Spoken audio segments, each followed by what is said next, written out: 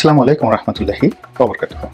সম্মানিত দর্শক, ডক্টর মোহাম্মদ ইউনূস রাজনীতিতে কিংবা অর্থনীতিতে কিংবা এই মুহূর্তে শাসন কার্য পরিচালনায় যে একটা বিবর্তন আনতে চাচ্ছেন, পরিবর্তন আনতে চাচ্ছেন, সফলতা দেখাতে চাচ্ছেন, বলতে গেলে সবকিছুতেই একেবারে গোড়ার দিকে গলদ দেখা দিচ্ছে। তাকে ঘিরে মানুষের যে স্বপ্ন, মানুষের যে ভালোবাসা, এগুলো ক্রমশ ফিকে হতে শুরু করেছে। আর দৈনন্দিন জীবনের যে সমস্যাগুলো, এগুলো দিনকে দিন আরো প্রকট আকার ধারণ করেছে। দ্বিতীয়ত, তিনি যে অন্তর্বর্তীকালীন সরকারের প্রধান হলেন, এক্ষেত্রে তার যে প্রধানতম সহযোগী, যাকে বলা হয় স্টেক হোল্ডার, সেই স্টেক হোল্ডার হলেন বাংলাদেশের মূল ধারার রাজনীতিবিদগণ এবং রাজনৈতিক দল। তো এই রাজনৈতিক দলগুলোর সঙ্গে তার যে আন্ডারস্ট্যান্ডিং ছিল, শ্রদ্ধা এবং ভালোবাসার সম্পর্ক ছিল, সর্বোপরি বিশ্বস্ততা ছিল, এটিও তলানিতে পড়ে গিয়েছে। এই মুহূর্তে তাকে বিশ্বাস করেন, নির্ভর করেন এরকম কোনো রাজনৈতিক দল, সেটা ছোট দল বলেন কিংবা বড় দল বলেন, ওইরকম আছে কিনা আমার নজরে আসছে না।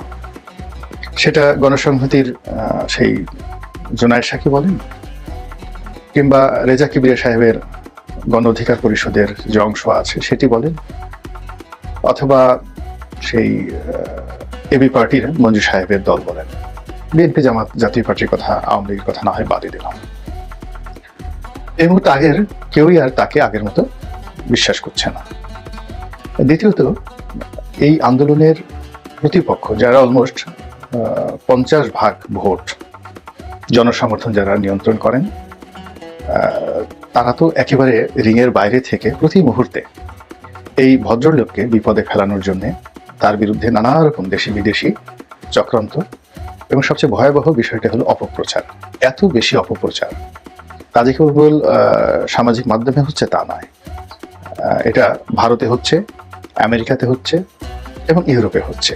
এই প্রচারগুলো চালানো হচ্ছে এবং এই সকল প্রচার এবং প্রোপাগান্ডার ফলে তার যারা স্টেক হোল্ডার আছেন, এই মুহূর্তে যাদের সঙ্গে তার রাজনৈতিক সখ্যতা হওয়া সম্ভব, তাদের মধ্যেও এক ধরনের অস্বস্তি লক্ষ্য করা গেছে।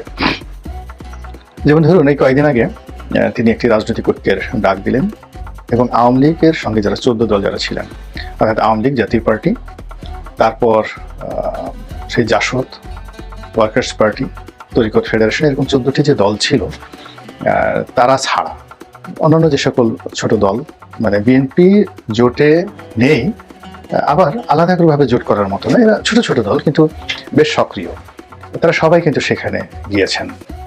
কিন্তু মিটিং শেষ হওয়ার আগেই যে ঘটনাটি ঘটলো, মানে মিটিংয়ের শুরুতে, সেটা হলো এলডিপির 2 অংশ। এক অংশ বিএনপির সঙ্গে আছে, আর এক অংশ তারাও বিএনপির সঙ্গে যাওয়ার চেষ্টা করছে, কিন্তু বিএনপির যারা নেতৃত্ব, শীর্ষ নেতৃত্ব, তারা যে মূল এলডিপি মানে কর্নেল ওলি, তাকে ভয় পান। এ কারণে তিনি একজন জীবন্ত কিংবদন্তি। তার যে অভিজ্ঞতা, তার যে যোগ্যতা, তার সামনে আসলে এখন বিএনপির প্রথম সারি যারা নেতৃবৃন্দ রয়েছেন, তারা খুব অল্প কয়েকজন রয়েছেন কথা বলতে পারেন। এর কারণ হলো তিনি জিয়াউর রহমান সাহেবের সাথে সরাসরি যুদ্ধ করেছেন, জিয়াউর রহমানের সঙ্গে একেবারে জীবন সঙ্গী হিসেবে তিনি থেকেছেন, এবং এই দলের অনেক অভ্যন্তরীণ গোপন বিষয় তিনি জানেন। এর বাইরে ব্যক্তি বেগম খালেদা জিয়ার সঙ্গে তার একটা মধুর সম্পর্ক রয়েছে। এই কারণে দলের যারা তরুণ তুর্কি, তারা প্রায় সকলেই কর্নেল ওলিকে ভয় পান। দ্বিতীয়ত, তিনি বিএনপিকে যখন চ্যালেঞ্জে জানিয়েছিলেন, বিএনপি তখন ক্ষমতায়, সেখান থেকে প্রায় 37-38 জন মন্ত্রী এমপিকে নিয়ে তিনি এলডিপি গঠন করেছিলেন। তো ওই সময়টাতে তার সঙ্গে বিএনপির রীতিমতো ভারতের যে কুরুক্ষেত্রের যুদ্ধ, সেটা শুরু হয়েছিল এবং তিনি সেটা মোকাবেলা করে এখনো পর্যন্ত টিকে আছেন। পরবর্তীতে বিএনপির জোটের সঙ্গে তিনি ছিলেন, কিন্তু 2018 সালের নির্বাচনের পরে এই জোটের মধ্যে কেমন যেন একটা গাছড়া ভাব চলে আসে। এরপর বিএনপি এই কাজ করেছে কিনা বলতে পারবো না, কিন্তু কর্নেল ওলির দল 2 ভাগে হয়ে যায় এবং এক ভাগের যে নেতৃত্বে যারা আছেন, তারা বিএনপির সঙ্গে বেশি, তারেক রহমান সাহেবের সঙ্গে বেশি আপনজন হয়ে যান। এখন যেটা হলো যে এই জাতীয় ঐক্যের যে ডাক দিয়েছেন ডক্টর মোহাম্মদ ইউনূস, সেখানে কর্নেল ওলিকে দাওয়াত দেওয়া হয়েছিল, কিন্তু তিনি যেভাবে সেখানে গিয়ে ফিরে এসেছেন অপমানিত হয়ে, এটি একেবারে গোড়া একটা গলদ। অবশ্য কর্নেল ওলি ভদ্রতা সহকারে এটাকে একটা জেনারেল মিস্টেক হিসেবে বলার চেষ্টা করছেন। তিনি ডক্টর মোহাম্মদ ইউনূসের শুভার্থী হিসেবে অনেক কথা বলার চেষ্টা করছেন, কিন্তু যেহেতু তিনি রাজনীতিবিদ, কৌটিল্যের অর্থশাস্ত্র তার মুখস্থ, কাজেই এই বিষয়টিকে তিনি খুব সহজে ছাড়বেন না। আবার অন্যদিকে ওই বৈঠকে এমন কিছু ঘটেছে, গাঁট ছাড়া গা বাঁধা, সমন্বয়হীনতা। তো ওখানে আমরা কেবলই মাত্র ডক্টর ইউনূসের যে কথাবার্তা শুনেছি খুব গতানুগতিক, নট পয়েন্টিভ, কিন্তু অনুষ্ঠানে যে ছবিগুলো দেখেছি, বডি ল্যাঙ্গুয়েজ, তাতে মনে হচ্ছে যে কারোরই ওইরকম আন্তরিকতা, মনোযোগ বা একেবারে দেশপ্রেমে উদ্বুদ্ধ হয়ে একটা জাতীয় ঐক্য করে বিশাল কিছু করার যে একটা উইজডম অ্যান্ড ফ্রিডম, এই জিনিসগুলো কারোর মধ্যে ফুটে ওঠেনি। অনুষ্ঠান শেষ হয়েছে, শেষ হওয়ার পর যা হবার তাই হয়েছে, কিছুই হয়নি। অর্থাৎ উল্টো এখন যেটা দেখা যাচ্ছে, বিএনপিও বলছে যে জাতীয় ঐক্য মানে বাকশাল নয়, এবং যে জাতীয় সরকারের কথা বলা হচ্ছে যে বিএনপি থেকে 5 জন বা 2 জন, জায়গা থেকে 2 জন, 1 জন নিয়ে এসে এই সরকারকে 2 বছর, 3 বছর, 4 বছর, 5 বছর কন্টিনিউ করা। এখন বিএনপি এই ফাঁদে পা দিতে চাচ্ছে না। এর কারণ হলো যে জাতীয় সরকার হোক আর যেভাবে হোক না কেন, এখানে কর্তৃত্ব থাকবে সেনাবাহিনীর, কর্তৃত্ব থাকবে ডক্টর মোহাম্মদ ইউনূসের। তো সেখানে বিএনপির যারা যাবেন তারা কেবলমাত্র উপদেষ্টা হিসেবে আনাকুম জানাকুম, এর বাইরে তারা কিছু করতে পারবেন না।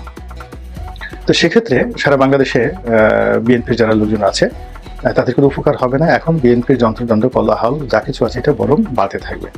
এই জন্য বিএনপির অস্তিত্বের জন্য তাদের ইলেকশন দরকার।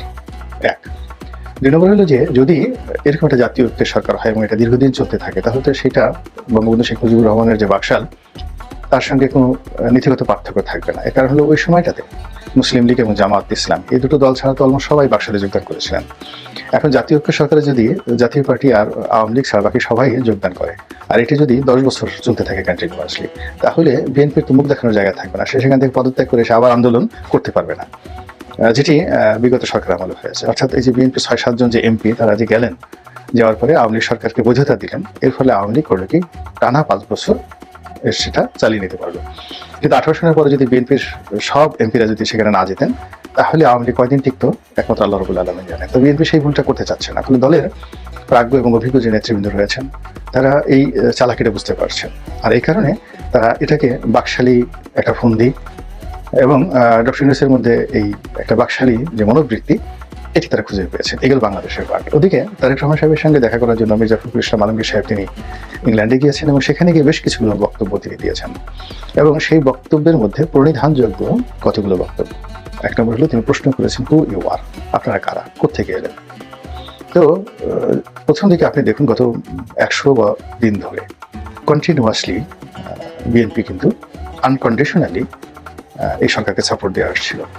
এখন অল অন এ সাডেন এই বৈঠকের পর, যে বৈঠক করে তিনি ইংল্যান্ডে গেলেন, সেই বৈঠকের পরে তিনি বলেন, হু আর ইউ, আপনারা কারা, কোত্থেকে এসেছেন। তো এই সকল কথার মধ্যে বোঝা যাচ্ছে যে ডক্টর মোহাম্মদ ইউনূস রাজনৈতিক দলগুলোর সঙ্গে যে সমঝোতা, যে সম্পর্ক করতে চাচ্ছেন, বা তিনি যে